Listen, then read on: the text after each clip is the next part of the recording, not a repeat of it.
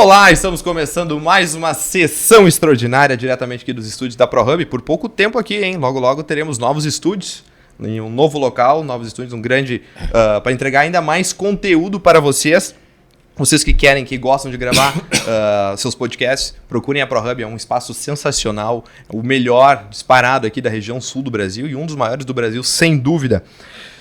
Sejam todos muito bem-vindos, já convido para se inscrever lá no nosso canal no YouTube, e também ativar o sininho, curtir, compartilhar com seus amigos.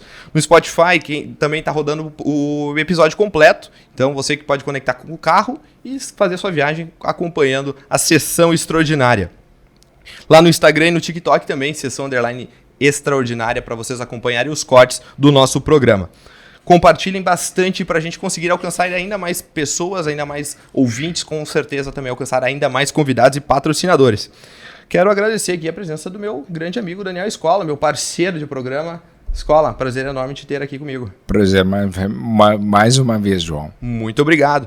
Temos aqui o livro do Daniel, O Aluno da Tempestade, lançado recentemente, então vocês que querem adquiri-lo, só entrar no site da Amazon e também nas livrarias aqui de Porto Alegre, podem procurar, com certeza irão encontrar um dos melhores livros aqui do último ano, lançado pelo grande amigo Daniel Escola, falando um pouco sobre a sua superação, sobre a sua vida e tudo que ele vem enfrentando nesses últimos anos. E temos aqui também hoje o nosso grande convidado, e com certeza foi um dos mais pedidos desde que a gente lançou. Não é mentira! E não é mentira, não é mentira, não é de papo de vendedor. Um dos maiores comunicadores do nosso estado, ex-pretinho básico, integrante do maior podcast do Rio Grande do Sul, Arthur Gubert. Meu irmão, muito Tudo obrigado. Bem, gente? Como é que tá? Prazer enorme. João, prazer te conhecer. Coisa boa encontrar o Escola aqui, assim. É um meu amigo jornalista, o que eu mais admiro, mas tem uma coisa que ele faz melhor do que jornalismo, que é pizza. Essa ele ainda não me... Cara, que pizza maravilhosa, velho. Que bom que tu gostou. Putz, cara, como é que não ia gostar? Delícia que bom demais. Que tu gostou. E é interessante, porque eu e o Escola temos nos encontrado sem querer em alguns lugares muito aleatórios. A gente se encontrou na Praça Dante Alighieri, em Caxias do Sul. Nos encontramos na recepção do Grêmio Náutico União também, do nada.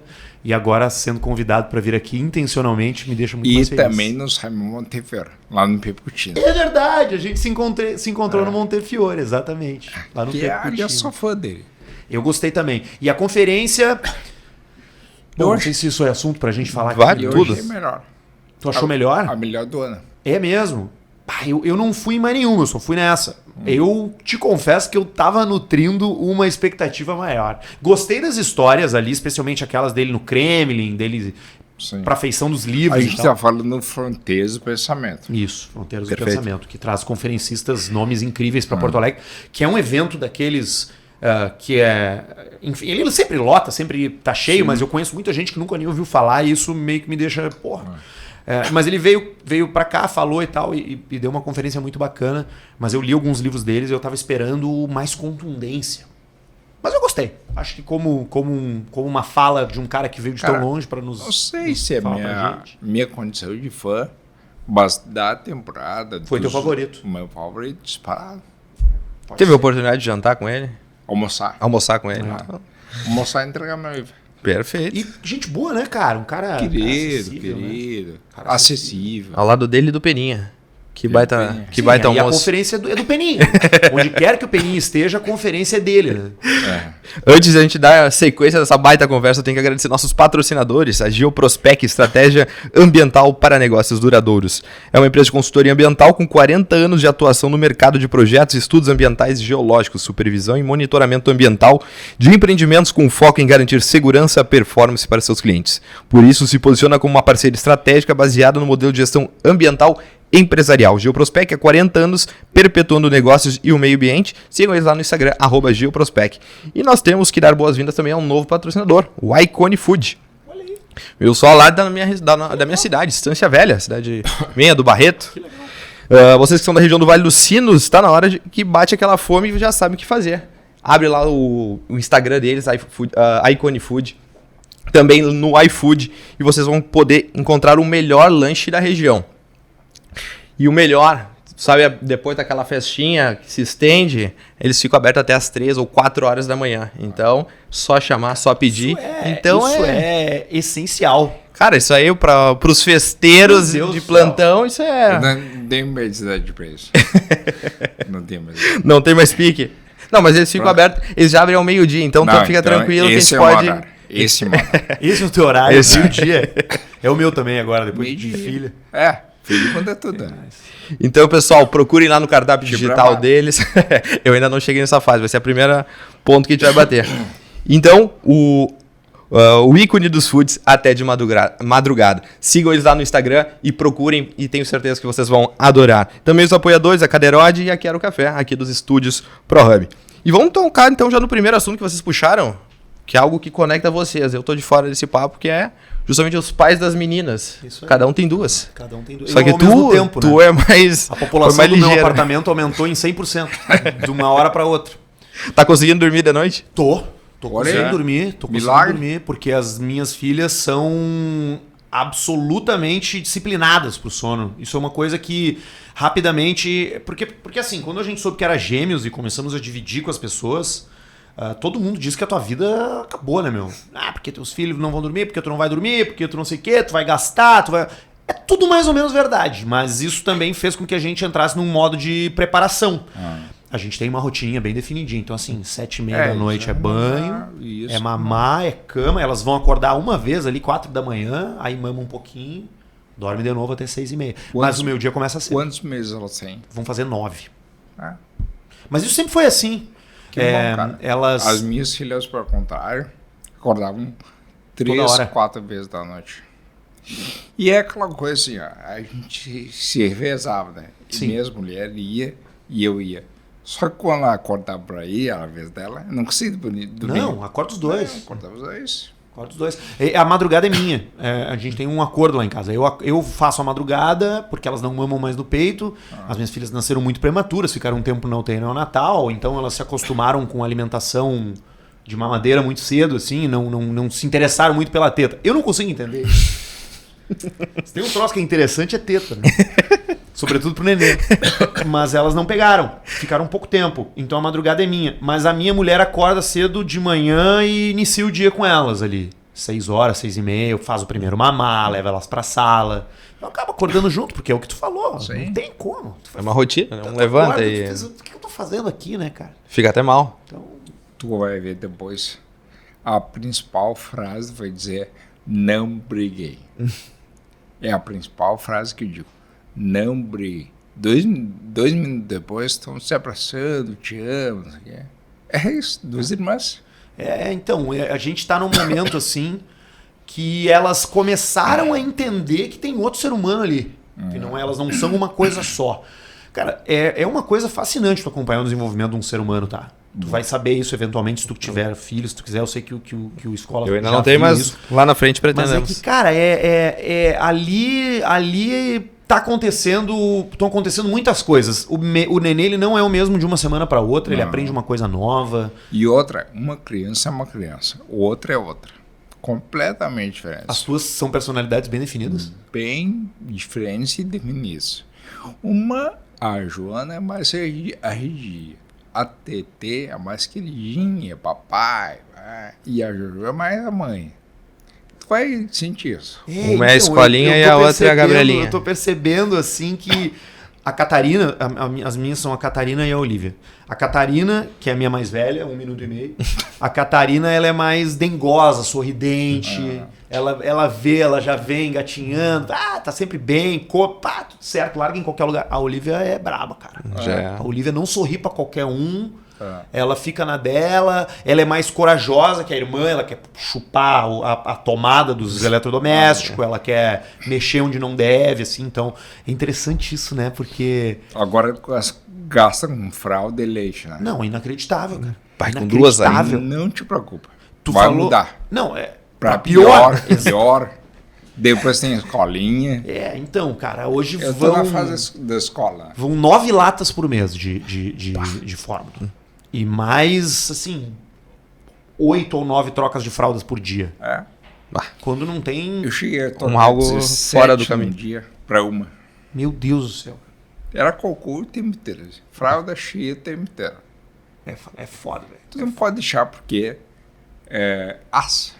Claro, não dá pra deixar molhada. Não. Suja. Não, vai lá, troca. E ao mesmo tempo que é uma experiência assim, engrandecedora e desafiadora, ela é muito frustrante muitas vezes também. Porque, cara, tu vai ficar puto, entendeu? Esses dias um cara me falou assim, porque a gente instalou as redes na janela. E ele disse assim, cara, tu vai ver que a rede não é pra elas, é pra ti. Não, é pros pais a rede. Uma vez, eu já tinha a Jojo, tá? E a Gabi estava grávida da Teresa, a segunda. Eu fui falar com a minha médica, a doutora Daisy, ela tem um casal, né? Mas são adultos. Ela, não te preocupa, quem cria um, cria dois. Eu disse, hoje eu digo para ela, doutora, 1 mais 1 é 11. A conta não fecha. Quem cria um, Se cria multiplica. dois. Não, e eu vou dizer, tu teve mais trabalho do que eu. Porque eu tenho 2 da mesma idade. Elas fazem a mesma coisa, elas dormem no mesmo horário, elas comem no mesmo horário, elas usam roupas... Quem tem filhos com idades... Tipo, as gurias têm o quê? 1 ano e meio de diferença? 1 e 10. Quase... Não tem 2 anos de diferença. Não. Tu tem, cara, etapas e demandas diferentes onde tu precisa ter um jogo de cintura muito maior. Quando uma desfralda, a outra tá começando. A outra tá começando, e aí tu tem até um aspecto, não é cognitivo, mas é de uma regressão da outra quando tem a menorzinha e da menorzinha. Então é mais difícil, cara. Pra gente foi o contrário. A mais velha, a mais nova, se inspirava na mais velha. Tava que ia ser igual a irmã. Puxava. E aí eu vou te contar uma é do dia 2 de novembro e a outra do dia 11 de setembro. Uma terrorista e outra... Bah, 11. Aí no dia 2 o parto estava marcado para as 8 da manhã. Só que tinha que chegar no hospital às 6 no mês de evento. A gente levantou aquela expectativa e tal. A gente indo para a maternidade e todo mundo indo para o cemitério. Após a vida. Aí na segunda, o parto estava previsto para o dia 13 de setembro. E mesmo assim, uma sexta-feira 13, eu disse, e aí, qual é o problema? Só que no dia 11 ela começou a sentir contração. Sim, e veio. E a gente foi para o hospital, ela disse, vou esperar até meia-noite para passar esse dia. Pelo amor de Deus, o que o dia tem a ver? Tem gente que... Eu sinceramente, não vejo também. Então, Arthur, a partir de 2019, o 11 de setembro ganhou um outro significado para mim.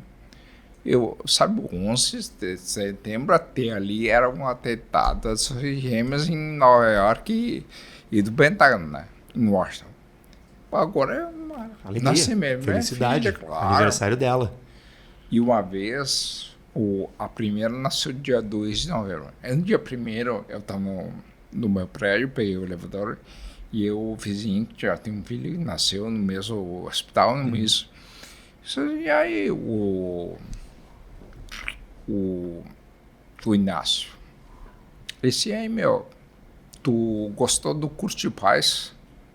Eu disse, não fiz, cara, não fiz. Pensei, me estreia um pai, vai ser um horror, né? Que nada, tu aprende na hora. Tu aprende na hora. Não tem curso que... Tu aprende na hora. Tu sabe que isso foi uma coisa que a gente achou que a gente não ia tê-las, né? A gente teve uma complicação muito grave. A minha mulher, a Sofia, ela teve que fazer uma cirurgia intrauterina. A gente teve que intervir ali com 20 semanas. Ela precisou entrar, o médico entrou de maneira urgente pela barriga, com um fetoscópio, e dividiu a placenta dela no meio para equilibrar a alimentação. Elas estavam com um desequilíbrio de veias ali na placenta, mandando alimentação para as duas, então elas estavam trocando sangue entre si.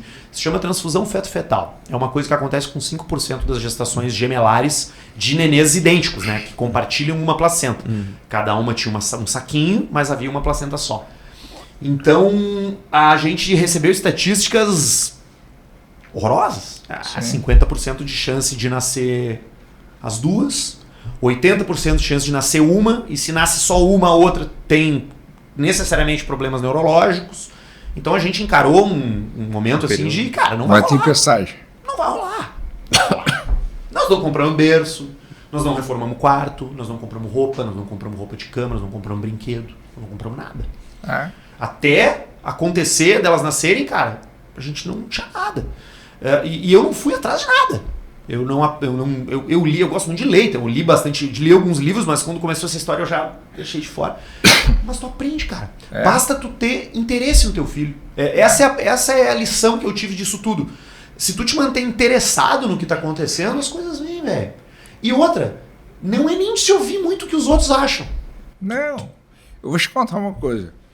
Quando a Gabi teve a Joana, a gente foi pra maternidade, né? Ela teve o bebê e tal. A gente foi pro quarto e a Tereza não parava de chorar. A Joana. Não parava de chorar. Aí eu chamei a enfermeira. A enfermeira disse assim, tu tem um bico? Bah, não trouxe. Então, põe uma luva na tua mão, luva de borracha, e põe o dedinho na boca dela. Cara, eu botei e ela começou... Vamos lá. E aí, cara, isso era 2 da manhã. E não tinha bico. A farmácia fechada. Eu liguei pra ela e a mão já tava... Entrega no hospital Guinness de Vento. 2 da manhã, um bico. Aí quando a Tereza nasceu, eu levei bico, né? Não vai cometer o mesmo erro. Só que a Tereza não queria saber. Não quis saber. Não mamou, não pegou. Não teve jeito. Mamou, mas não pegou bico. Tem um negócio que tu falou aí que foi muito marcante pra gente, assim, que é a figura da técnica de enfermagem da enfermeira. Importantíssimo. Essas são as pessoas que estão do teu... O médico, é claro, Sim, né? Mas assim, toda. meu, quem tá ali, quem te ensina a trocar uma fralda, quem te ensina a passar o Bepantol. Menina, meu, limpar a menina é diferente. Limpar a menina é de cima pra baixo. Tu não pode contaminar, entendeu? Então cara, banho... Essas pessoas aí... Eu me dei conta o quanto eu desconsiderava essa profissão. Porque ia pro hospital fazer alguma coisa, a enfermeira é a pessoa que ajuda. Não é, meu. A enfermeira é a pessoa que faz. Bota a mão na O médico aparece ali pra te dar o aval e com todo o seu conhecimento, mas ele faz e sai. A enfermeira tá ali. E elas têm que ter... 24 horas. 24 horas. E tem que ter um espírito pra entender, pra ter uma sensibilidade pra ler a situação. Vocação. Tu tem um casal que recém teve um filho que tu não sabe o que ele passou, eles podem estar com medo, eles podem estar felizes, eles podem estar inseguros, eles podem estar odiando aquela experiência. E aquela pessoa tá ali pra acolher, pra atender, pra ajudar. Cara, mudou e a visão. paciência delas. Olha. E tá sendo aquilo que tu esperava? A Tá paternidade? sendo muito mais legal, cara. É muito mais legal. A vida é dar um F5 na vida. É muito mais legal, Mas mais legal. Sabe, a realização... É muito mais legal. Sabe o que eu mais senti? Eu acho que talvez tu já era um cara que tinha hábitos, né, de por ser jornalista e trabalhar de manhã há muito tempo, mas assim, a minha vida foi organizada. Minha vida se organizou. Hoje eu não consigo ler a hora que eu quero. Então a hora que eu posso ler, eu leio. Então eu tenho o meu momento marcado no dia. Elas vão dormir, eu pego o meu livro, sento e consigo ler ali 1 hora, 2 horas e tal. Eu acordo 5 da manhã, cara, comecei a correr, velho. Eu saí pra correr, 6 da manhã eu tô na pista correndo. Eu já tô acordado há um mó tempão. Então, essa imposição, tem gente que funciona melhor com marcos, né? Eu sou assim. Se eu tô muito solto, não rola. Então elas vieram pra organizar a minha vida.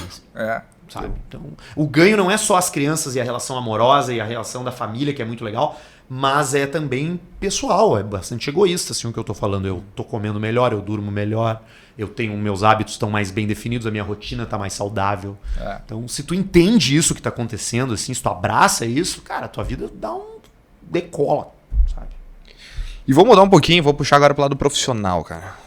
Quando é que tu começa na comunicação? A escolha profissional... Cara... Tu é de Osório, né? Não, a minha família... Eu tenho família em Osório e família em Bento Gonçalves. A minha mãe é de Bento Gonçalves, meu pai é de Osório, mas eu sou de Porto Alegre, nascido aqui. Morei a vida inteira aqui. Tive um breve período que eu morei em Passo Fundo, que foi onde eu comecei a fazer faculdade, na UPF. Fiz jornalismo, porque sempre quis fazer jornalismo. Não porque eu achasse que eu ia ser um bom jornalista, mas porque eu tive a teimosia de querer ir para um troço com as coisas que eu gostava. Eu sempre gostei muito de música, sempre gostei muito de literatura, sempre gostei muito de cinema. Cara, eu não ia ser advogado, né, cara? Eu não conseguia conceber não viver próximo das coisas que eu gostava de fazer. Eu sou dessa geração que acha que tem que trabalhar com o que gosta. Né? Hoje eu já acho que se trabalhar com o que gosta, daqui a pouco tu não gosta mais daquilo que tu gostava. Mas na época foi pra onde eu fui. Meu pai ficou frustrado, queria que eu tivesse feito direito. A minha mãe disse, eu vou ter que sustentar pro resto da vida. Mas eu comecei no jornalismo em Passo Fundo em 2007. Comecei a trabalhar em rádio em 2008 com um cara chamado Gerson Ponte, talvez tu conheça. Lá em Passo Fundo mesmo? Lá em Passo Fundo mesmo. E dali eu nunca mais saí de dentro do estúdio de rádio. Rádio BF. Isso aí, foi meu primeiro emprego. E dali eu nunca mais saí de dentro do estúdio de rádio. Eu sempre tive muita... Eu sempre fui o cara que falava na aula, eu sempre fui o cara que era chamado nos grupos para apresentar o trabalho, não para fazer o trabalho, né? Descobri que a capacidade de se expressar era uma vantagem e montei nesse cavalo e fui. Meu primeiro emprego, antes da UPF, foi gravando livro para cego. Eu gravava audiolivros para cegos. Eu chegava num estúdio lá da universidade, era um estágio dentro do prédio da comunicação, e aí tinha os livros e eu lia. Gravava Machado de Assis, gravei Clarice Lispector e gravei uma vez um manual de mecânica para motos. E aí até eu terminar de ler o livro, eu não me dei conta... Quem é o cego que vai consertar uma moto, cara? Se eu sou dono de uma moto, eu jamais entrego a minha moto pro mecânico cego. Mas tá lá, gravado no Instituto de Cegos de Passo Fundo. Tem um livro lá de mecânica de motos.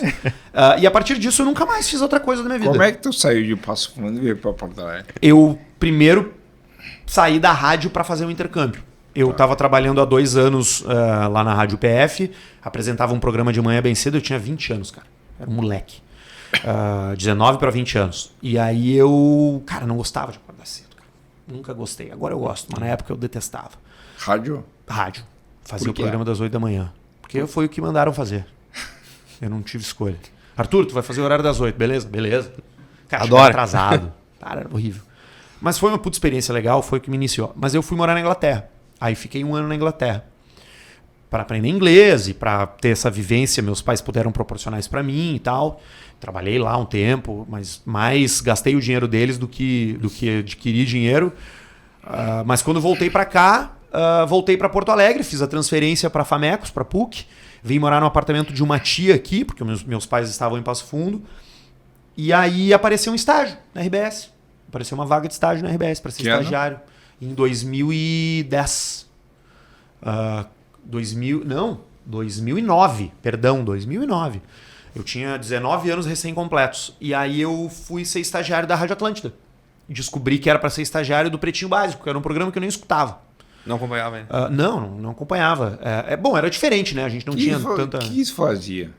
No Pretinho, eu era produtor.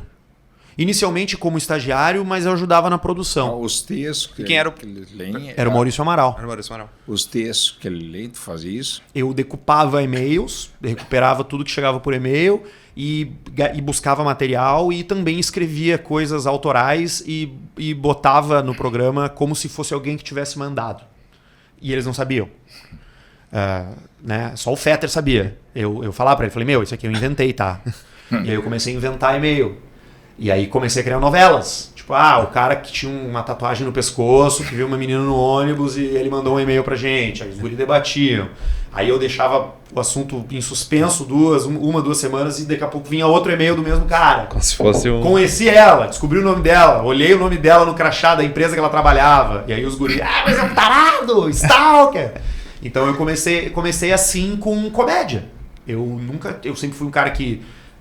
Fui muito leve, assim, não sou comediante, mas sempre fui bem-humorado, mas aí no Pretinho eu comecei a escrever esses materiais, esses e-mails fake, e comecei a me enfiar, me envolver com fazer comédia, né?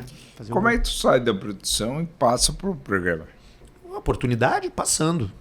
Comecei a participar, eventualmente, como produtor, o Fetra me chamava, vem aí, fala aí, não sei o quê. Aí eu ia lá e comentava, falava um troço, tal.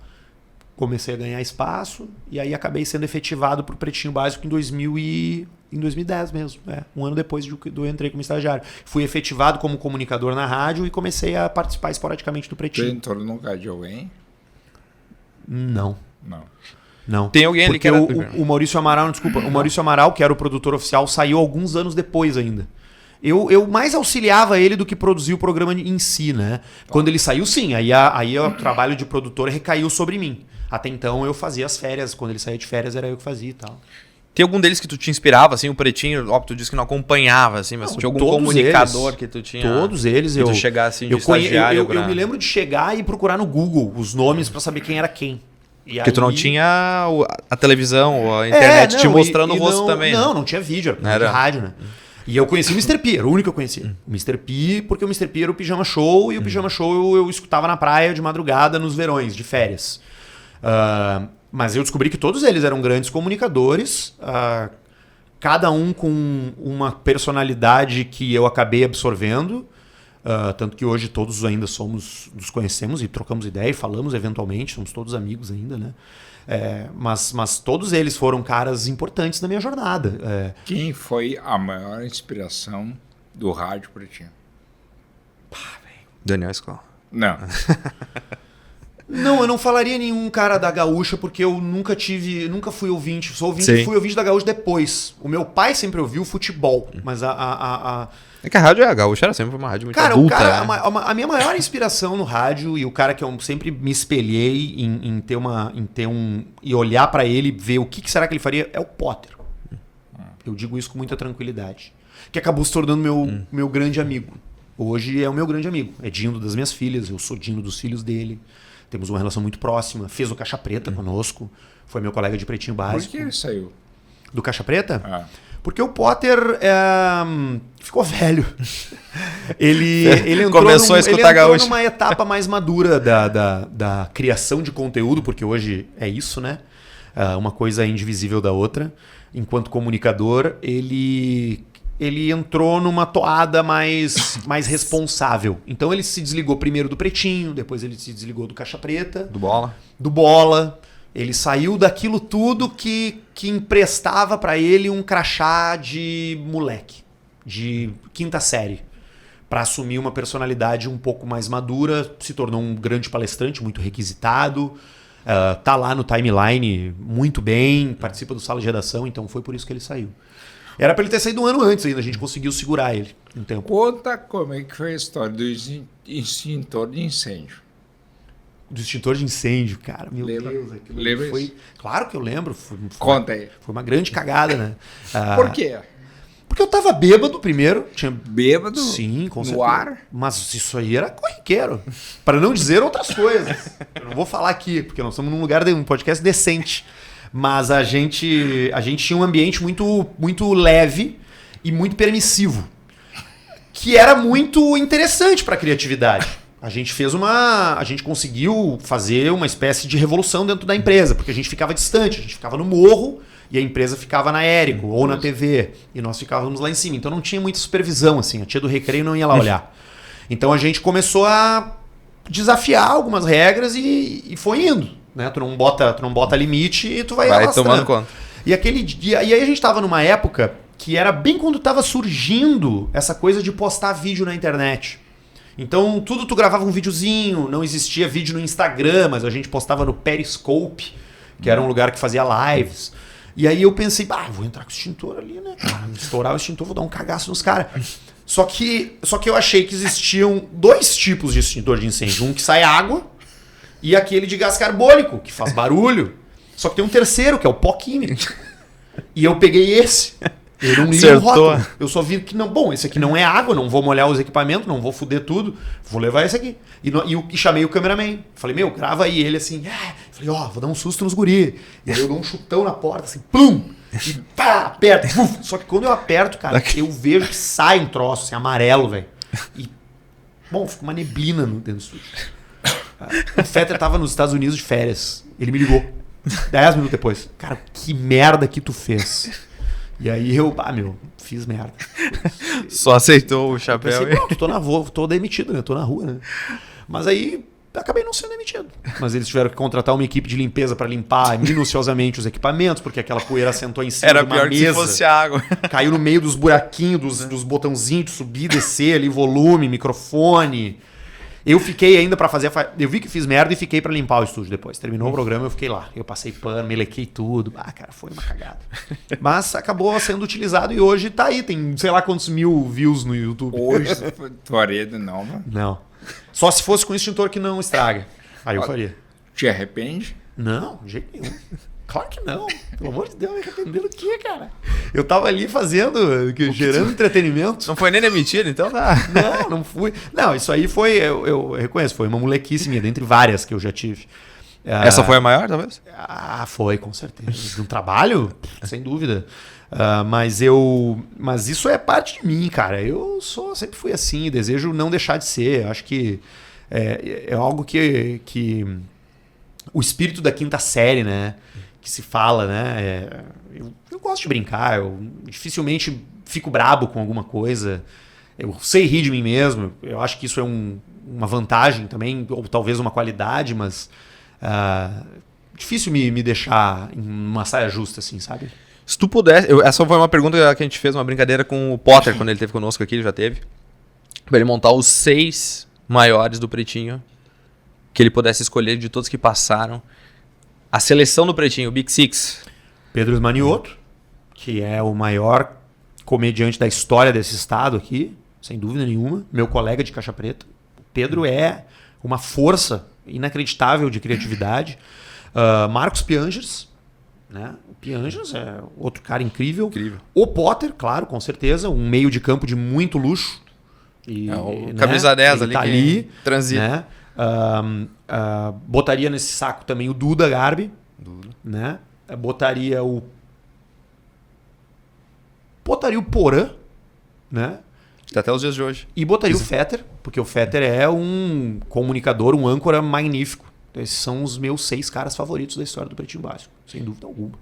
E como é que tu enxerga o Pretinho hoje? Passado esse auge... Cara, E qual que... Aliás, um pouco antes até. O que tu considerou o auge do Pretinho? Foi essa época que eu te falei aí, que éramos Arthur, Pedro, Mr. P, Potter, Piangers, Duda, Porã, Fetter, KG, isso aí, Neto como estrela móvel. Esse era o time, velho. Esse aí foi um momento que... E a gente viajava, a gente tinha espetáculo de teatro, a gente tinha espetáculo de comédia, a gente tava o tempo inteiro por aí, a vida era colorida, tinha movimento, chegava nos lugares, as pessoas vinham nos receber, ia para um shopping fazer uma apresentação, tinha gente... É surreal isso, assim, na época, né? Aquele foi o grande tempo do Pretinho Básico que eu vivi, tive o privilégio, a sorte de viver, ao lado de caras muito mais talentosos do que eu. Agora, hoje eu te confesso que eu não escuto. Não tá consumindo. Não, porque eu não boto no YouTube, eu vejo outras coisas. Quando eu tenho tempo para ouvir um podcast, eu ouço outras coisas. E não tô no horário que o programa tá no ar no carro. Então eu acompanho eventualmente ali por corte no Instagram e tal. Me parece que tá indo muito bem o programa. Não acho que esteja ruim, né? Quando tu entra no carro, o que tu ouve? Rádio? Rádio. Qual? Gaúcha. E quando tem futebol, que eu não gosto de escutar futebol, eu pulo pra Band News, que eu gosto de ouvir notícia. E gosto de ouvir a 107.7 também. Gosto de ouvir à noite, porque toca jazz, a hora jazz. Gosto muito de jazz. E a única rádio que se ouve jazz em Porto Alegre é a 107.7. Que inclusive tá muito boa, tá? Eu não sei se vocês gostam de ouvir rádio, mas... Consumo bastante. Mas assim, a 107.7 é uma rádio fenomenal. Não costumo, mas vou... Ela é rádio pública, entendeu? Então os caras têm que tocar o Zé da Folha ali. Né?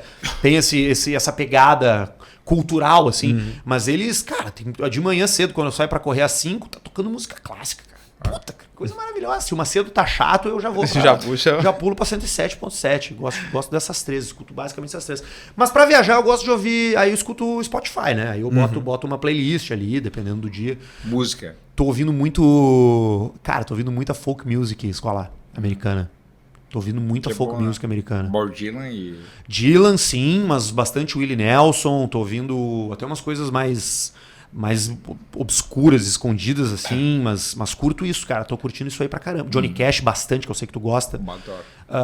Eu tava muito rock and roll. Minha adolescência, minha vida de início de vida adulta foi muito Beatles, Stones. Bom, Pink Floyd, que eu sou louco, porque meu pai adora também. Mas hoje eu tô numa vibe mais country, cara. Tô ouvindo bastante country, velho. E tô curtindo, assim. O nome da minha playlist é Música Sertaneja. E só tem sertaneja americana, né? E vira e mexe eu acrescento alguma coisa. Vou pensando coisa. É folk, né? Claro. É folk. Johnny Cash. Música folk vem de folclórico, né? O sertanejo brasileiro é folclórico de uma região. O americano dos Apalaches lá, né? Aqueles caras lá é folk.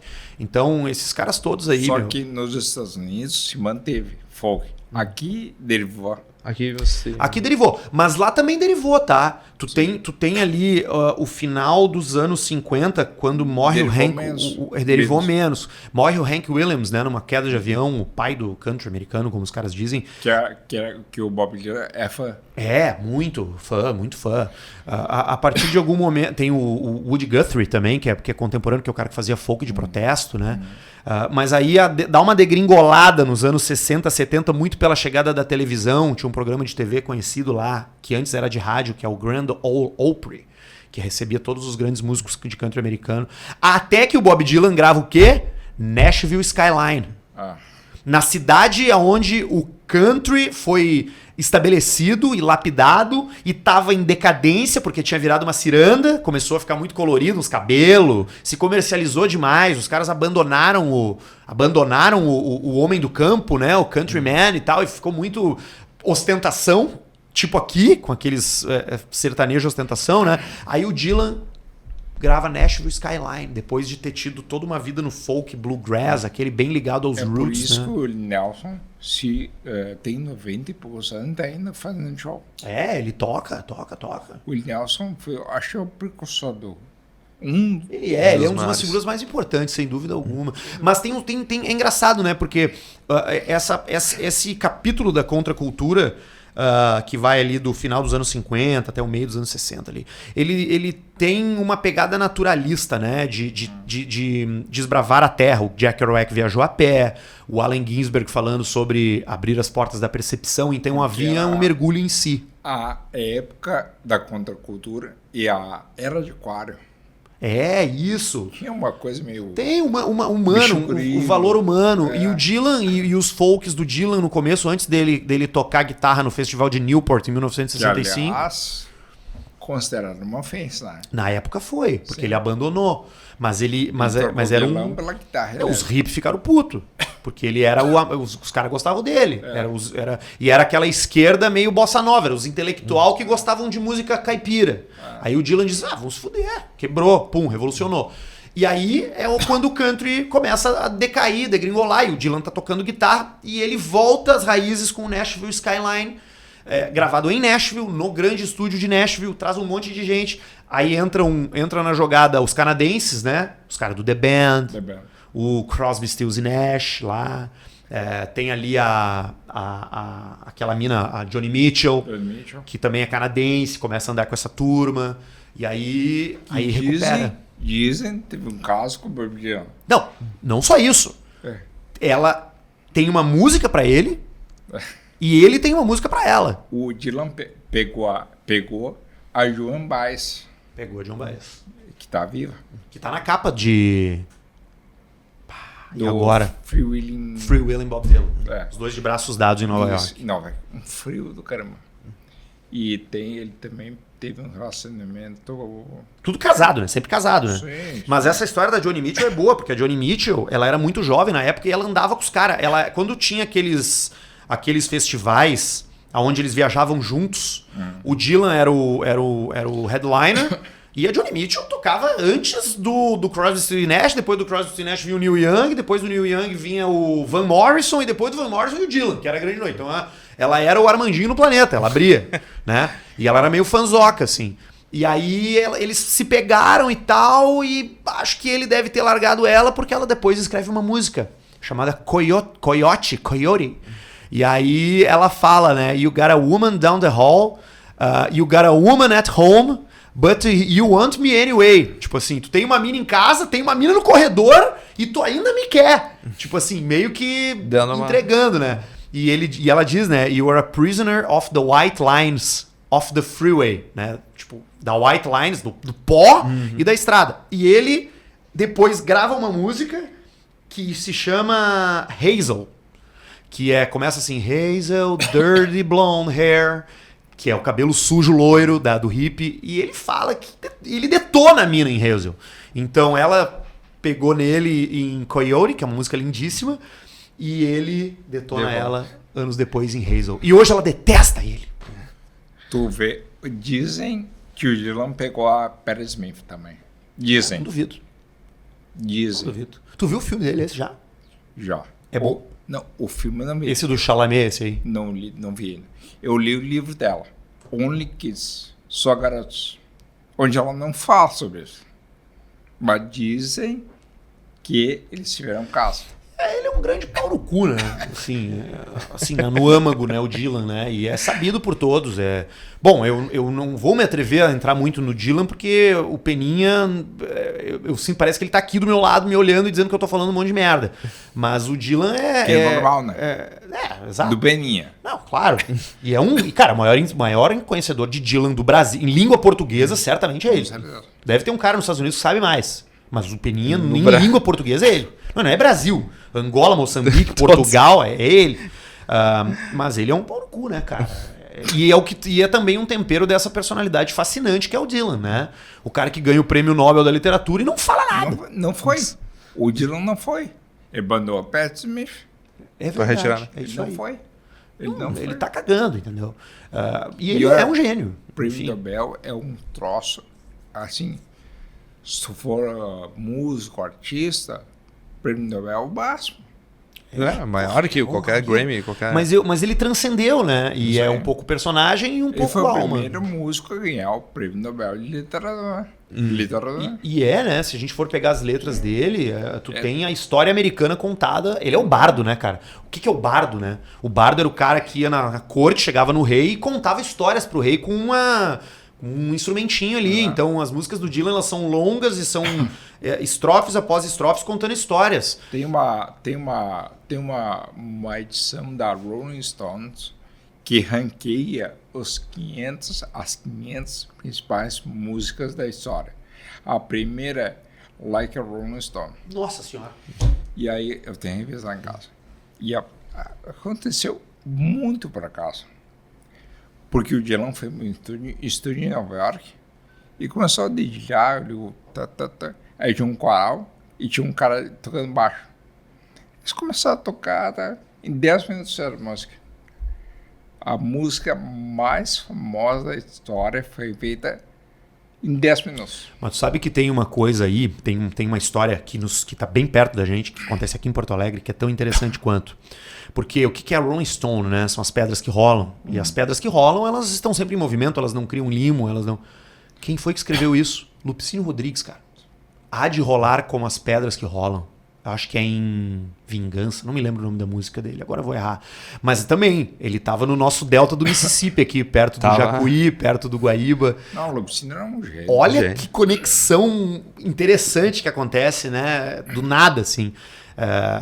E o Dylan era um cara que sabia fazer essa leitura. Ele tinha essa sensibilidade também, tal qual o Lupicínio, tal qual o Muddy Waters, tal qual vários outros caras, né? Aliás, do blues. o Muddy Waters é o autor da frase Rolling Stones. Isso aí, é dele. Tem um filme chamado Cadillac Records. Sim, com o Ed Murphy. Com o Andrew Brody. Tá, eu acho que é Ed Murphy também. Não sei, não me lembro. Pode ser que eu esteja errado, mas enfim. O filme é Cadillac Records. É a história de Jazz Records, que era de Chicago.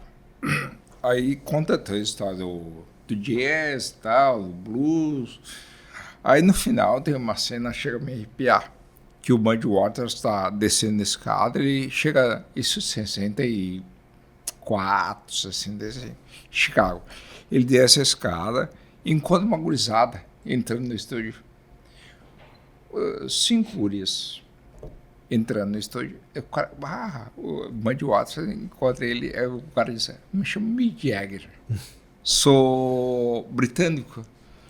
E a nossa banda se chama Rolling Stones, por causa da música, da tua música.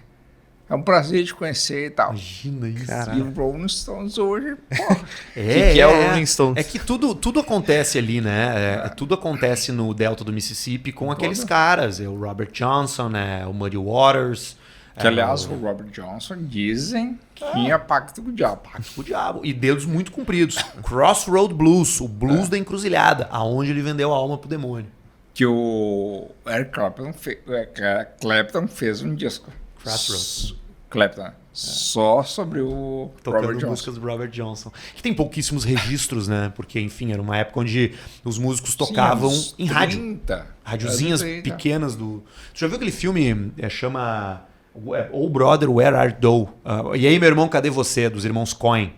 Vi. Com o George Clooney. George, eu vi. Maravilhoso. Ali tem um pouco dessa coisa do sul-americano que eu sou fascinado. Eu acho aquele ali um setting muito legal da história e acho que tem que muito da nossa cultura pop nasce ali, naquele cenário de escravidão, os negros trabalhando nos cotton fields, né? Pegando algodão, aonde eles começam a cantar entre si Isso. para passar o tempo, porque estão trabalhando.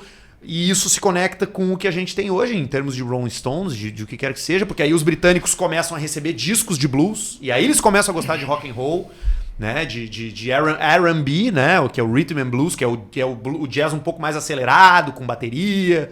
Aí os Beatles copiam, os Stones copiam. O primeiro disco dos Stones é totalmente negrão americano. Sim. Ele é totalmente blues do Delta do Mississippi. Tem 2 filmes maravilhosos para encerrar o Santana. Capaz, aí vai. Um é a biografia do Johnny Cash. Johnny Cash. Johnny Jr. Johnny Jr., que é o Joaquin Phoenix e a Reese Witherspoon. Isso, ela é a Johnny Carter. Maravilhoso. É lindo aquele filme, né, meu? E tem o Ray, que é a filmografia do Ray Charles, que é maravilhoso. Com o Jamie Foxx. Jamie Foxx. Tem uma história boa do Cash que é a seguinte, tem talvez a gravação mais famosa dele seja na cadeia.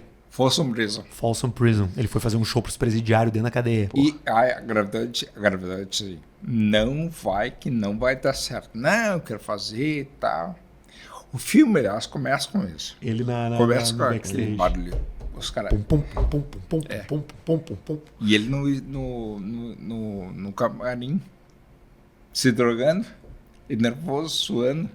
Só que do lado de fora, no palco, no auditório, só os presos, já batendo pé. E aí é curiosidade. É porque tu ouve o disco e tem os gritos. Isso. Aquilo foi inserido depois. É. Os presos não fizeram som algum durante o show dele. E aí, assim, tchau. A gravadora disse, não vai num presídio. Não, quero ir. E foi. Ele gravou Folsom Prison, San Quentin. Isso aí, 2 discos. Perfeito. E San Quentin, nos Estados Unidos, é uma Supermax. Considerada uma das piores, mais com presos mais perigosos. E de vereda, né? Ele começou a tocar e ele não é que nem gravar ao vivo aqui no Teatro do Bom Canto que tu para. Não, ele começou. E a primeira música que ele toca é o blues da cocaína. Dentro da cadeia. Cocaine Blues. Early one morning, while making the rounds, I took a shot of coke and I shot my woman down. Imagina a loucura dos caras. Acordei cedo, cheirei pó e matei minha esposa. Tipo, é isso. Essa é a música do cara. E aí ele é pego, ele vai pra cadeia, ele vai preso. Ele diz, agora eu vou morrer aqui em Penn, em Folsom e tal. Me pergunto hoje, como é que a atualidade encararia isso? Porra, cara, tu vê... É uma... Eu acho que não teria nem eco. Não. Eu acho que não teria nem eco. Eu acho que a transgressão era na época, essa transgressão na época chamou atenção, mas hoje eu acho que ninguém daria bola, sinceramente. É tão banalizado o comportamento humano, né? Será? Acho que a transgressão tá em outros ambientes. Eu acho que não. Respeitosamente. Claro, pelo amor de Deus. Tu fazer um disco numa prisão para prisioneiros. Tem, né? O rap fez muitos, né? Uma vez, em 99, eu fui no Carandiru. Entrei no Carandiru rapidinho. Claro, só capaz. pra não tomar conta. Entrei no Tome Carandiru, veio um cara Dexter. Não, Afroex. Claro, Afroex. Aí, já vou manter minha cela no pavilhão E. 109? 509. Aí eu fui lá, cheguei lá, o guarda disse assim, olha, é sob tua responsabilidade. Eu vi cara de gente boa, assim, o Afrex. Aí eu fui na sala dele, na cela, tava o Dexter lá, os dois. Aí tinha uma foto, uns 5 anos atrás, mais ou menos, estava vendo TV, olhei aquele cara, o Dexter, cantando rap ali. Eu disse, pô, aí tem um caso que o sistema não recupera ninguém. O sistema profissional brasileiro é uma farsa. Ele não só não recupera, como ele piora. qualifica. Mas ele ensina, é uma Imagina. faculdade no Grêmio. Né? Claro. E aí eu disse, pô, o cara se recuperou, até aí, ó, talentoso. E me lembro que quando eu fui na cela dele, ele disse, joguei futebol. Sabe com quem? Com o Denilson. O Denilson, na época, estava na seleção brasileira. E ele estava preso. Eu me lembro que o Afroeste estava tendo um caso com a Simone. Isso aí, do Balão Mágico. Isso. E aí, pô, o cara preso, time de visita íntima. E aí Simone ia visitar ele, né? Eu ia na TV, eu disse, pô, esse cara, o cara investei no Carandiru, o Dexter. Aí postei a foto. Cara, os comentários assim, leva pra tua casa. Porra, essas são muito curtas. Leva né? pra tua casa. Coitadinho, santinho. Ele vai explicar que o sistema é ruim, não recupera ninguém. Não vai. Aliás, deixa eu contar, eu fiz várias reportagens. Tem uma série sobre presídios. E eu fiz uma reportagem sobre regime semiaberto. O apelido do regime semiaberto é regime sempre aberto. Não ficava ninguém. O cara progredia para o semiaberto, ficava um dia e fugia. Tchau e benção. Por quê? Porque o semiaberto assim, tem que dormir só no presídio. Passa o dia fora. Se tu consegue emprego, passa o dia fora. Tinha gente que voltava, não voltava. Ia para o emprego, não voltava. Daí passava a ser foragido. Mas o cara na rua, nem aí. Quer viver livre. Eu tive uma experiência dentro do Presídio Central só, para fazer uma reportagem também. E é chocante, cara. Pra mim foi chocante, pelo menos. Eu nunca tinha ido num lugar tem um assim. problema. Eu me lembro na época que eu fiz também. Sou Presídio Central em 2008, 2009. Aí eu lembro assim, as pessoas me criticando, que é hotel 5 estrelas para preso. Não é isso. É o seguinte, a gente paga um sistema que piora, cara. A gente ensina o crime, a gente... O cara roubou uma roupa do varal e vira assaltante de banco. Por quê? Porque quando ele entra na cadeia, o cara já... As facções dominam, né? Ele diz assim, tu vai ficar viva, velho. Só que quando tu sair, tu vai integrar essa quadrilha aqui. É isso aí. Então tu vai roubar banco, porque a gente trafica, então a gente precisa de grana. Isso quando não inclui no pacote a família do cara que tá fora. Porque o cara chega numa cela para 10, tem 90, e ele diz, puta, onde é que eu vou dormir? No primeiro dia ele dorme no chão, do lado de uma poça de xixi. No outro dia o cara já encosta, quer dormir no colchão ali? Quero. Então vamos lá, mas olha só, tem um irmão lá na rua, né? Tem. Ele vai dirigir um carro para nós aí, fala para ele que a gente precisa de um motorista amanhã, em tal lugar, e aí tu é capturado, velho. E aí acabou. E aí já era, aí tu fica... A família é totalmente refém, né? Por isso eu ligo ela na TV, o Dexter, eu disse, o cara no rap, assim, alguma coisa esse sistema faz, né? Porque o cara era talentoso, só precisava tirar o cara ali, tirar o crime dele. É religião muitas vezes, né? O cara se converte, né? O vocês entenderam? Os evangélicos.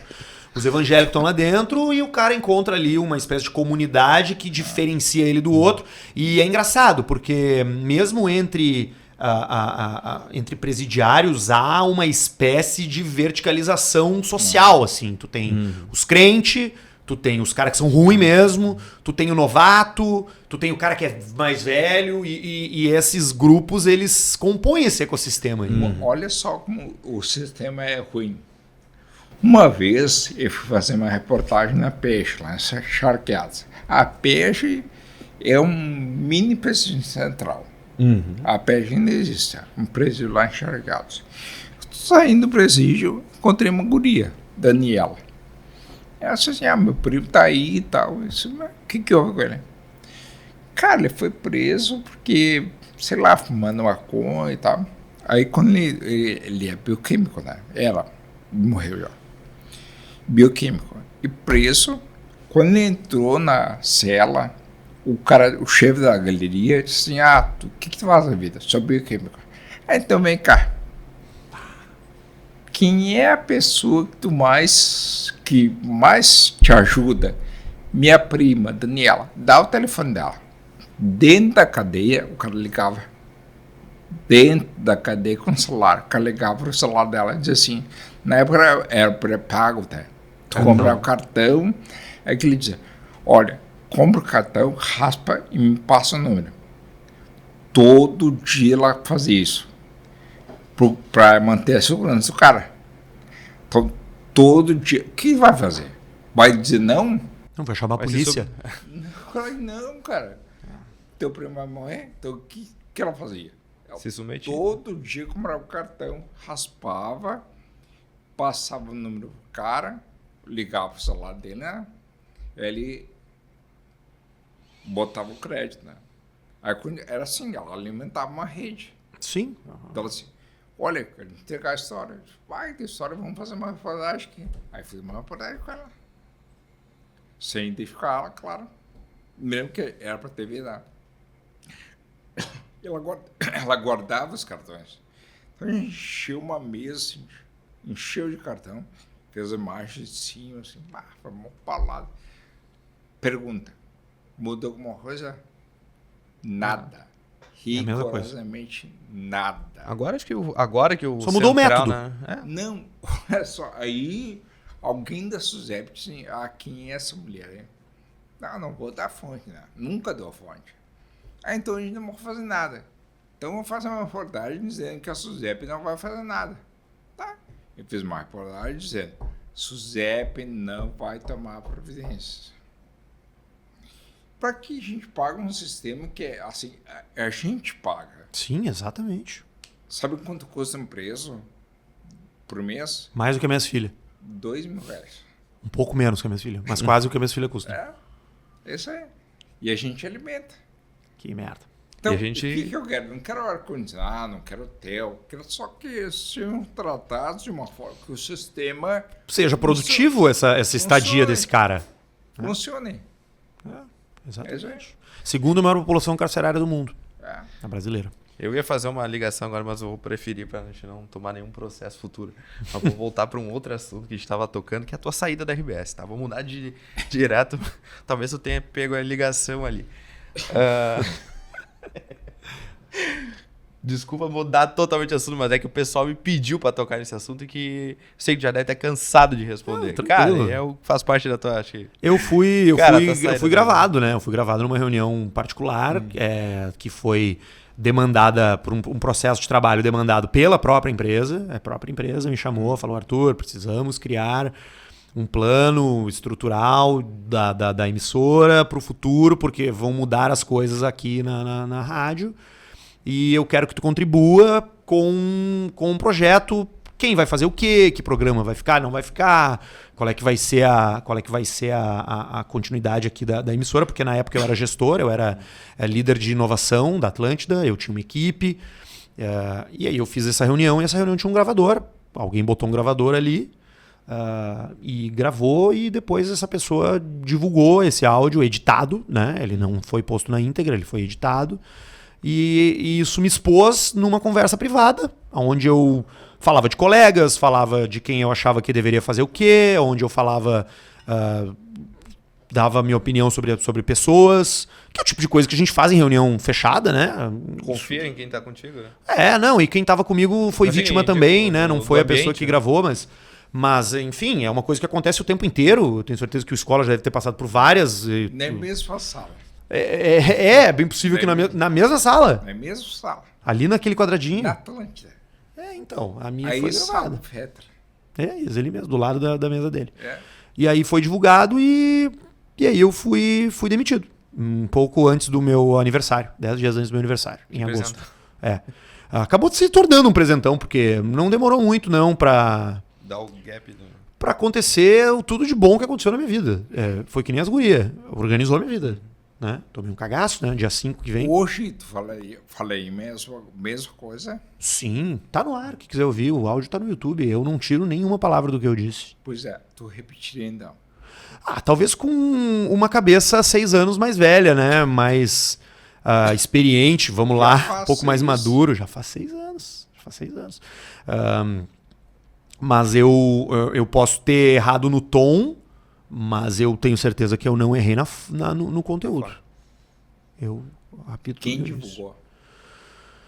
Cara, se eu falar, posso estar fazendo uma acusação e posso me dar mal. Só vou dizer o seguinte: foi um número de WhatsApp que mandou para as pessoas. Teve uma postagem no YouTube e teve um número de WhatsApp. A primeira coisa que eu fiz, obviamente, foi pegar esse número, copiar e colar no Google. E estava vinculado a uma produtora de stand-up comedy, de comédia.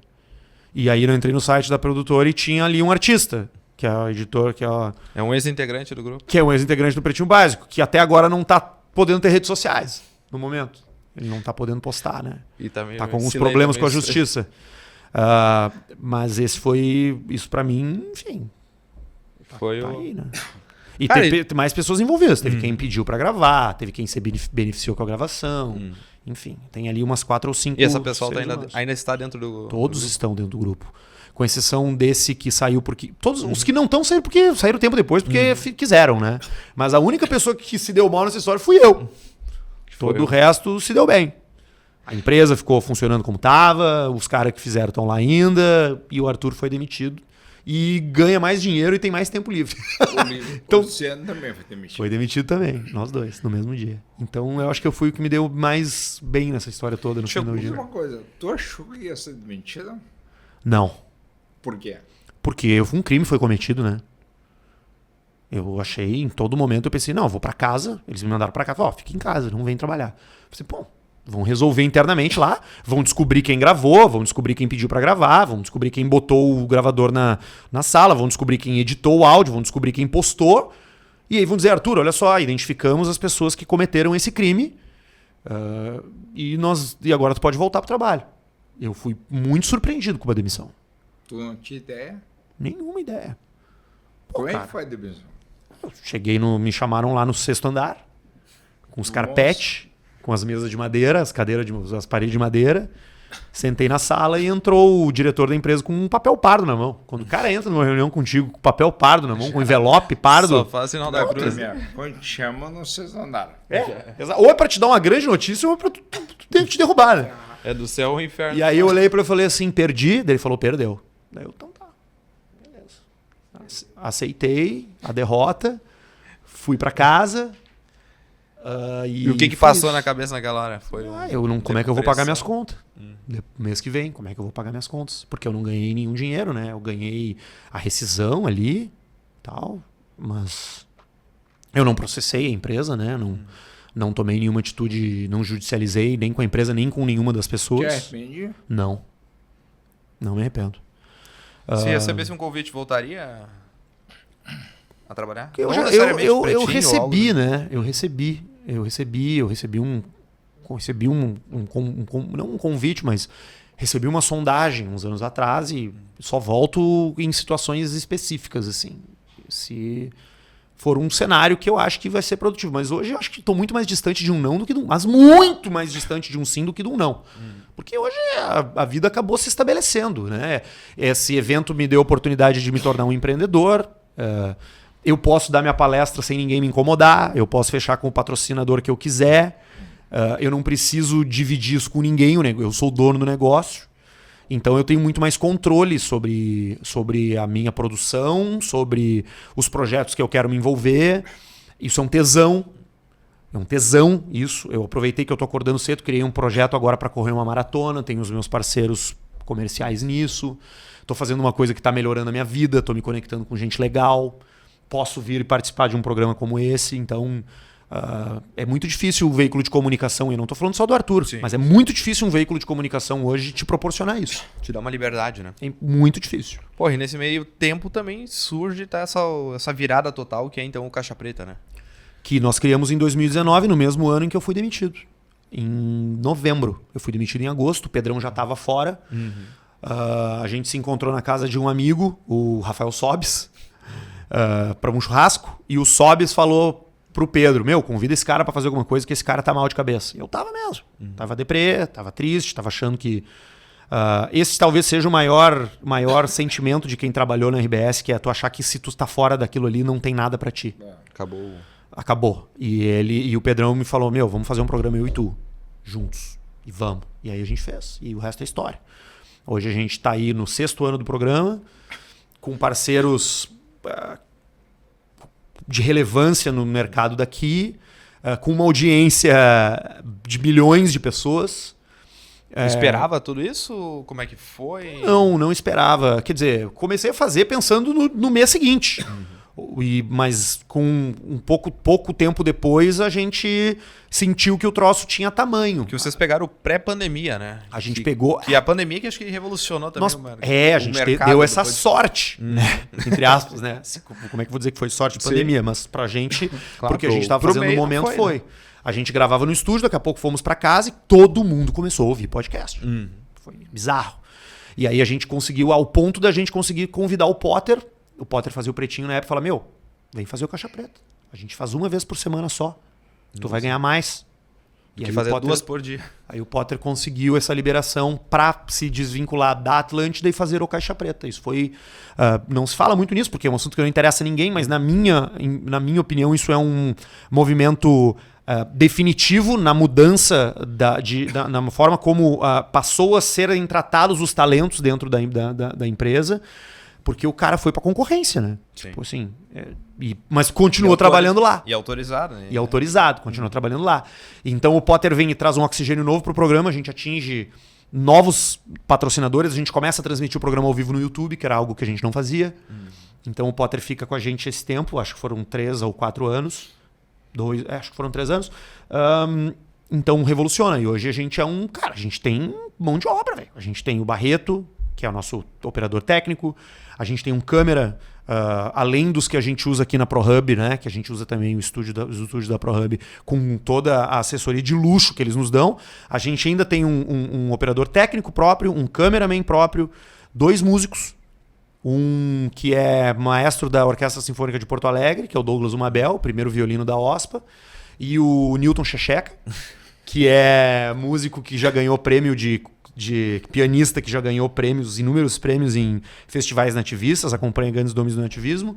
E temos também um produtor. Então são Barreto, Cabral, 2 músicos, Jesus, 5 famílias que hoje dependem do Caixa Preta para ganhar sua grana, para formar sua renda. E vocês vêm, tipo assim, mudando o formato, com certeza, né? Constante.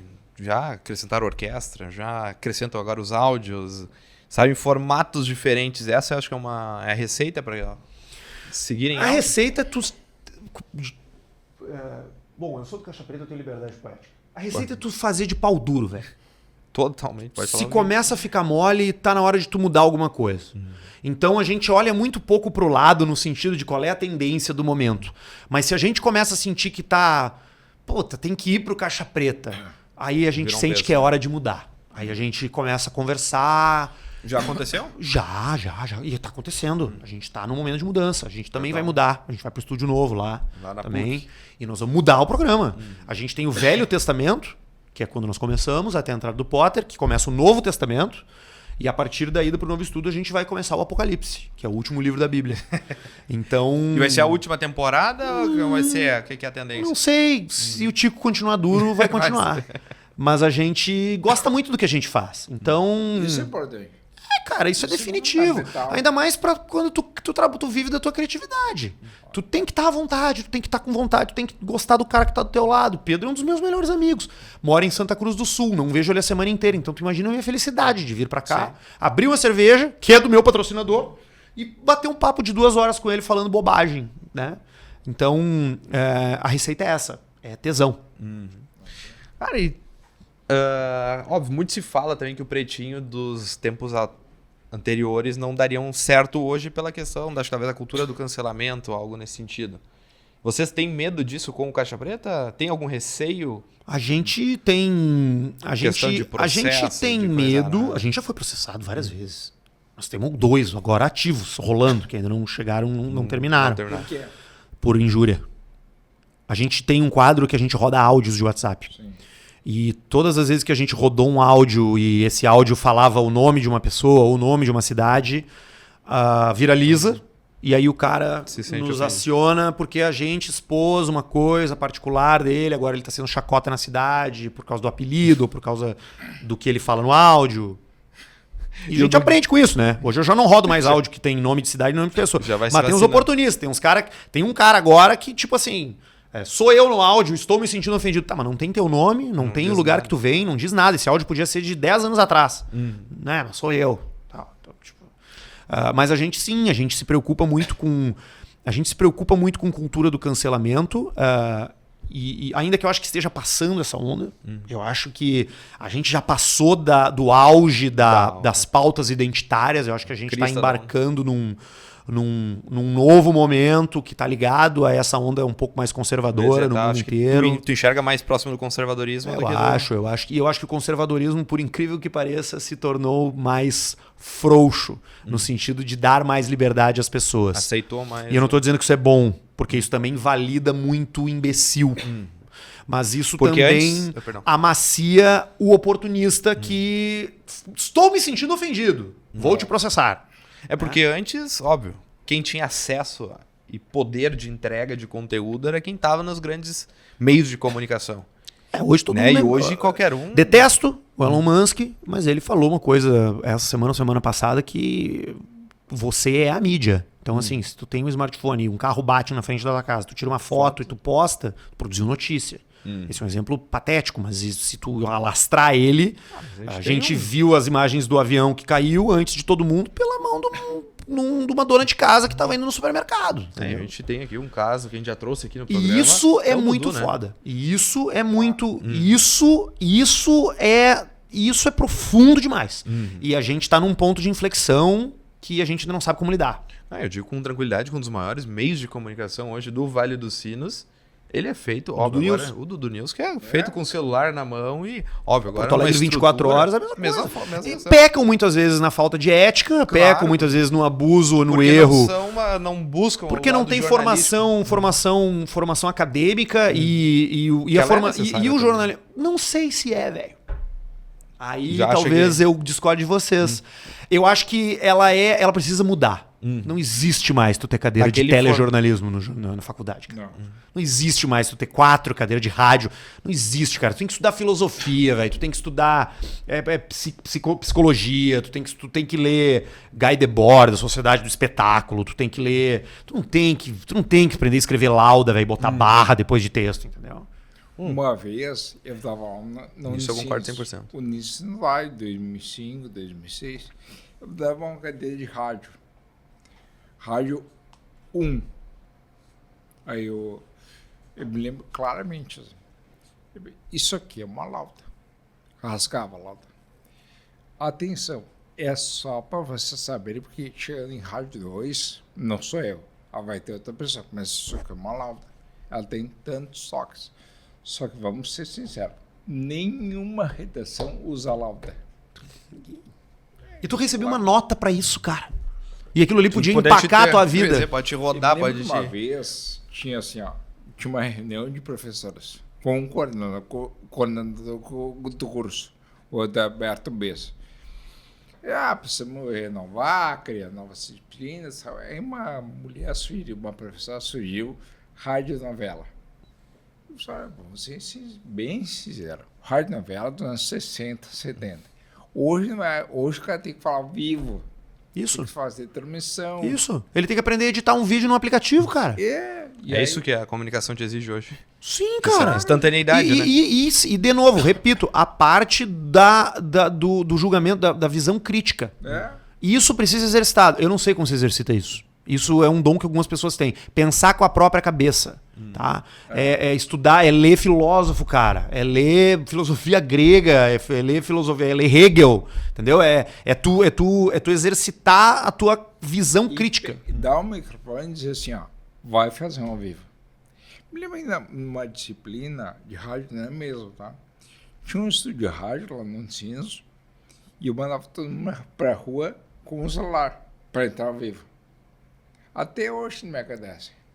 Lá em 2005, 2006. O cara teve Anos contato primórdios. com o delay.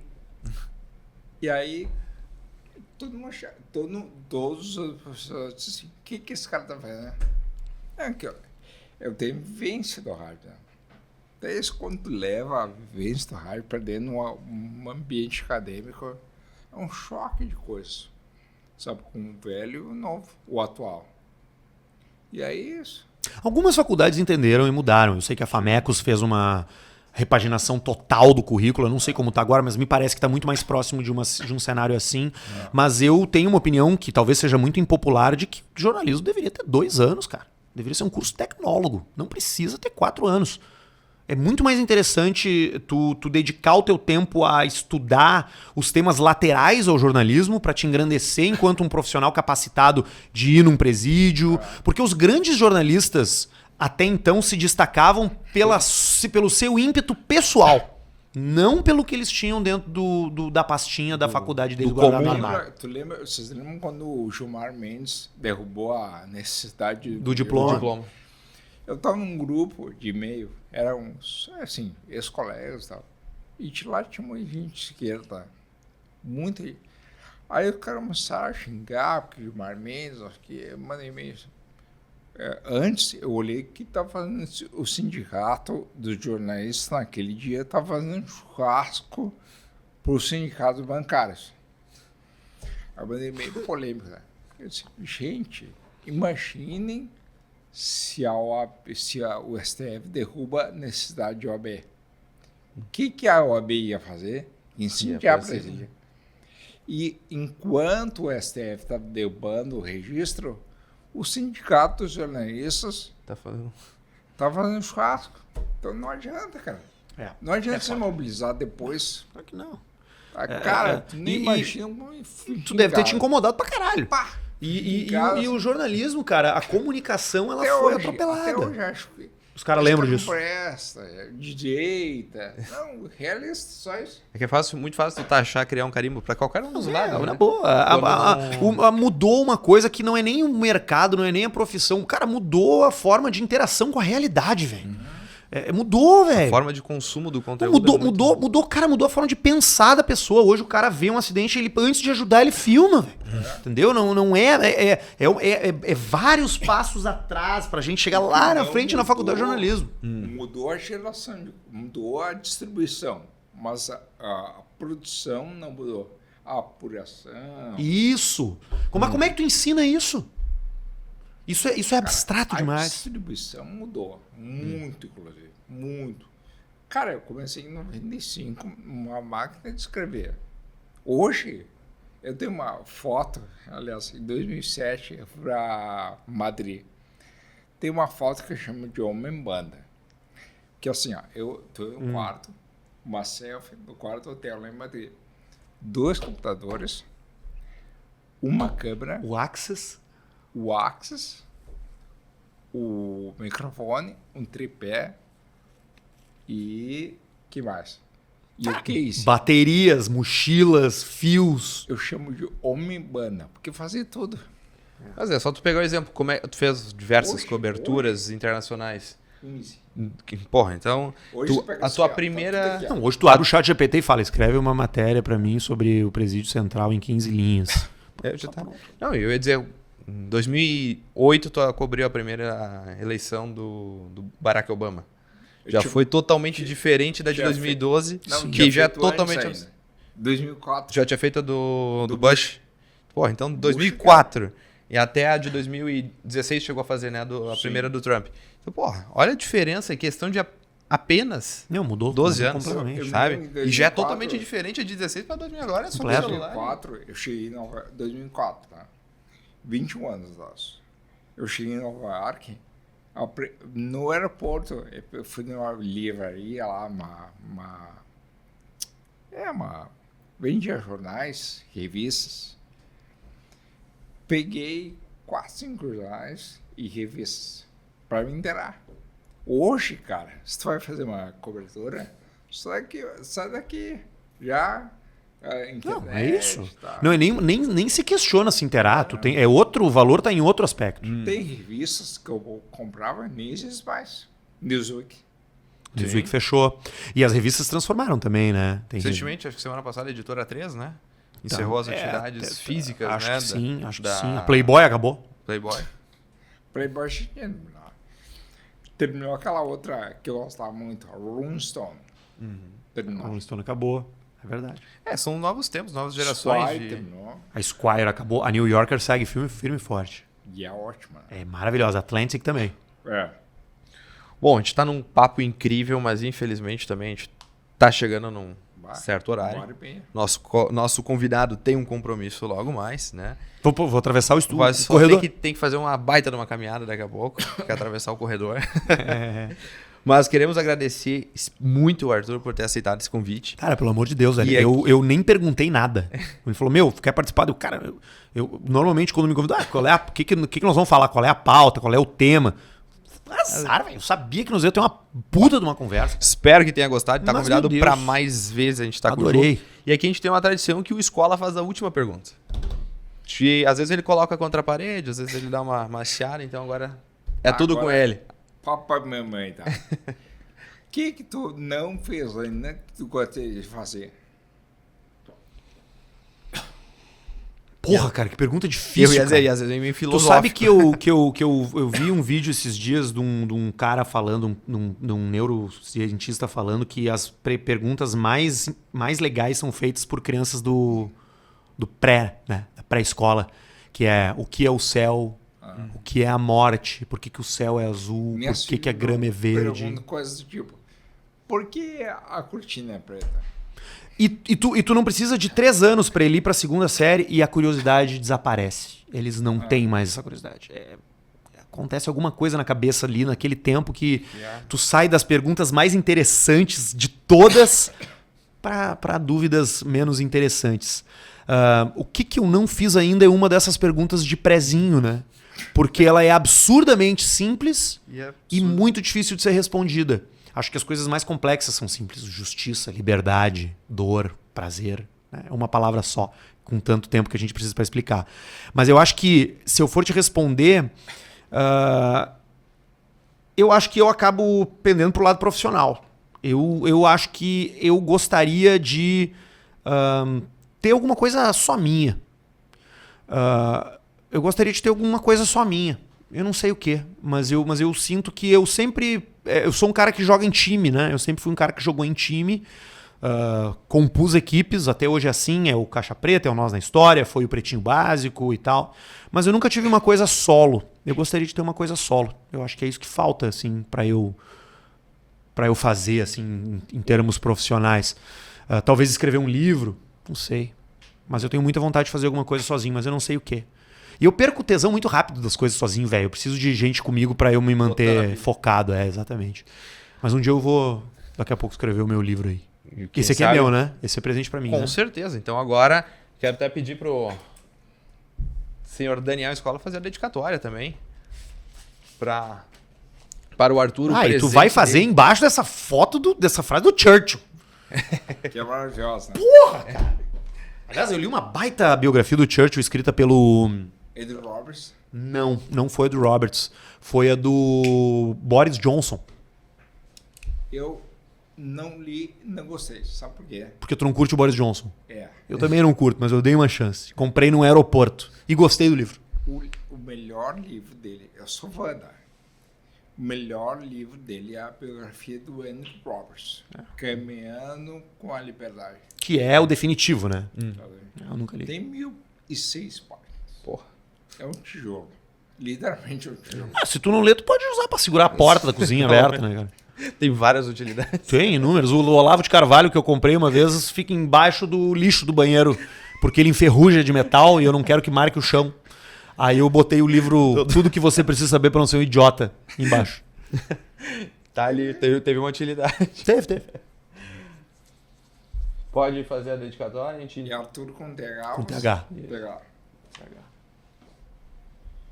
O que tu tá lendo? O que tu tá lendo, Escolar? Tô lendo. Vários ao mesmo tempo, né? Eu li um por vez. Tu lê um por vez? Tu é psicopata. Eu não consigo ler um Eu por tô vez. com um Cara, por vez também. Aí que tá. Eu não consigo começar e não terminar. Ah, bueno, tá. Eu tô lendo um livro chamado Inimigos. A história do FBI. FBI. Do Tim Porra, Wagner. pode crer, do J. Edgar Hoover? O Hoover é um, assim, cara centralizador, sabe? Não queria, não respeitava regras, perseguia, absolutamente anticomunista. Assim, ó, visceral. Mas o livro é maravilhoso. É o Tim Weinberg. Como é que é o nome? Inimigos? Inimigos. Deixa eu anotar. Inimigos. Eu li vários. Esses dias, não, faz um tempo já. Foi verão do ano retrasado, 2022. Eu estava no hotel Estribo, lá em Santo Antônio do Padroeiro, com minhas mulheres, ainda casada, com minhas filhas. E com elas estavam os pais dos colegas. Eu estava na piscina lendo lá um livro e eu não lembro qual livro que estava lendo, era Rubicão, do Tom Holland. Aí a mãe de uma menininha, uma colega da minha filha, disse assim, a escola, quantos livros tu já leu? Não sei, nunca contei. Aí depois câncer. Pois é, não contei, mas acho que uns 50, 60. Nossa, quanto... É que assim, ó, eu pego meu tempo livre, por exemplo, agora vou para casa ler e escrever. Eu sou assim também. Esse ano eu já li 6. O primeiro eu li... Tu deve ter lido muito mais que eu, certamente. Não. Eu li livros mais curtinhos esse ano até agora. Não, eu tô lendo o terceiro. O primeiro foi Faca, do Salman Rushdie. Li em dezembro do ano passado. Muito bom, né? Pá, Puta, que livro bom. E o segundo foi... Porque o tema, estou trabalhando na Guerra Fria. Eu estou trabalhando nesse tema, então tem que ler bastante. Eu li... O último livro que eu li no ano passado foi o Caso Clima. Pode crer. O Caso Clima é um troço que aconteceu aqui. Muita gente não dá bola. O Clima foi morto em um estúdio de rádio na Cruz. Mas ele foi morto porque... Na época, a imprensa dizia que ele era o responsável pela morte da mulher dele, a Margaret. E eles moravam num casarão ali na Santo Ângelo? Barão de Santo Ângelo. Barão de Santo Ângelo. 406. Essa história é magnífica. Eu fui na casa, tá? Hoje lá é um asilo. Mas ali ninguém sabe que a mulher foi morta ali dentro. Ou pouca gente sabe. Ninguém presta atenção, tá? Eu fico muito indignado por isso, porque o brasileiro não aprecia a história. Por exemplo, eu vou te contar só para encerrar, tá? Uma vez eu fui a Dallas, nos Estados Unidos, Dallas, onde o Kennedy foi morto. E aquele depósito de livros, ali o prédio, onde o Lee Harvey Oswald atirou nele, virou um museu. Cara, o prédio inteiro virou museu. Aí eu chego lá com uma ideia. Eu disse, o Kennedy foi morto por isso. Eu falei pra guria, tava lá na recepção. Ela disse, não, tu olha o museu, depois eu tiro a tua conclusão. E ali tem todas as versões. Eles guardam tudo, né? Eles são muito bons nisso. O americano é bom nisso, né? De valorizar. Não, e de transformar numa coisa legal. Não é só valorizar. Eles fazem um troço legal com aquilo. Cara, na Inglaterra tem eu fui no museu da tortura. Em Londres. Cara, o Museu da Guerra... Tu foi nas salas na Situation Rooms do Churchill? Quando eu fui pro Vietnã, minha lua de mel foi no Vietnã. E eu fui no Palácio do Governo, onde os Estados Unidos capitularam. Eu fui na sala do governo do Vietnã. Do Ho Chi Minh. Que era a sala do ex-presidente do Sul. Ho Chi Minh invadiu. Isso aí. Ho Chi Minh veio era o revolucionário, né? Ho Chi Minh veio do norte, era comunista, e expulsou os americanos, que aliás lá chamam de invasão americana, não de guerra de Vietnã. É isso, cara. Que legal. Que aula, que aula. É isso aí, velho. Aula. Só isso aí, cara. Porra, os caras querendo comprar tênis, não dá pra entender.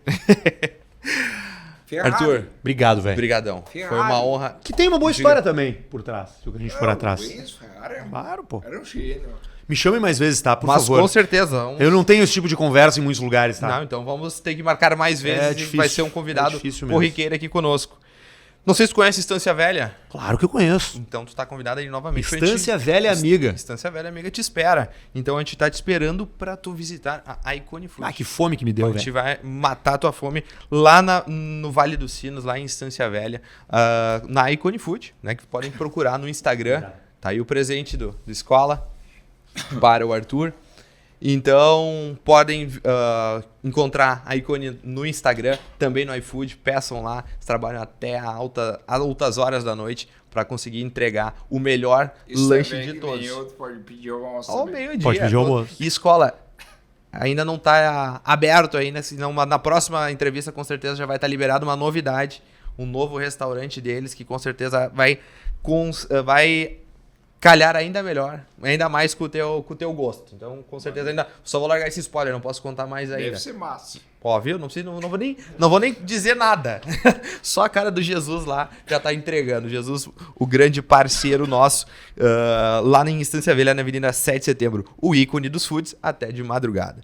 E a Geoprospec, estratégia ambiental para negócios duradouros. Geoprospec é uma consultoria ambiental com 40 anos de atuação no mercado de projetos e estudos ambientais e geológicos, supervisão e monitoramento ambiental e empreendimentos com foco em garantir segurança, performance para seus clientes. Por isso se posiciona como uma parceira estratégica baseada no modelo de gestão ambiental empresarial Geoprospec há 40 anos, perpetuando os negócios e o meio ambiente. Sigam lá no Instagram e se inscrevam no nosso canal no YouTube.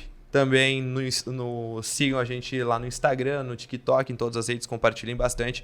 Um abraço a todos. Agradeço aqui a presença do Jesus e do David, nossos parceiros que vieram aí para acompanhar de perto essa baita conversa. Arthur, Valeu, mais uma obrigado, vez. gente. Obrigadão. Valeu. Tudo Um de abraço bom. a todos. Tamo junto.